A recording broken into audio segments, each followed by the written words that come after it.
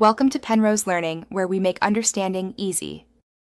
In this video, I will explain how to achieve Dijkstra's gold, which means finding the optimal shortest path in a network.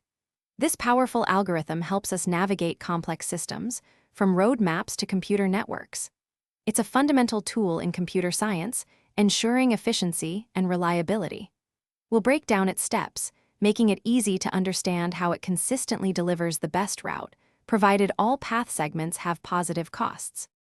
To begin, imagine a map where every location is a node. First, mark your starting point with a distance of 0 as you are already there. For every other location, assign an initial distance of infinity because you haven't yet figured out how to reach them. Keep a list of all locations you haven't fully explored. This is your unvisited set. This setup provides a clear foundation for our pathfinding journey.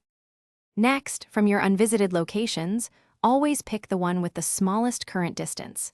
Consider all its direct connections.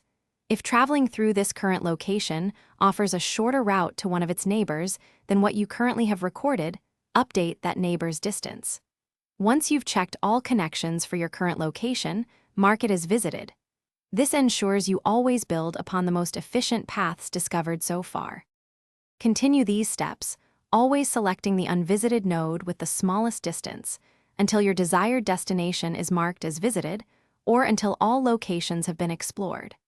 At this point, the distance recorded for any location represents the absolute shortest path from your starting point. This systematic approach ensures you've found the true gold standard shortest route, making your navigation precise and efficient. Thanks for watching. If this was helpful, leave a like and consider subscribing. See you next time.